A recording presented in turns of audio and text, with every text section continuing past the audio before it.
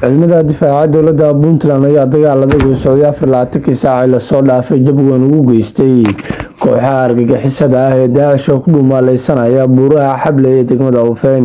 Ciidanka ayaana ka hortagay daroonis isqarxinaysa iyo qaraxyo argagixisada daalamiinta ay la damacsanayeen inay ciidanka ku dhibaateeyaan, balse geesiyaasha ku howlan dabarjarka argagixisada ayaa fashiliyay iyagoona cashar u dhigay ajaanibtan dambiyada caalamiga ah soo galay ee Daesh.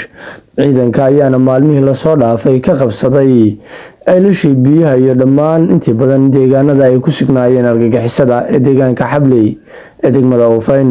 Allahu akbar ilaah baa weyn cadowgii wax badan waa laga guuleystay meelihii u dambeeyay ayuu marayaa.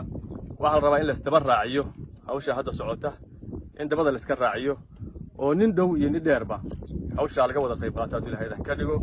anagu ciidan ahaan waxaanu diyaar u nahay muddada ugu sokaysa haddii Ilaahay ka dhigo in aanu cadowgaas soo afjarro biidhnillaahi kariim.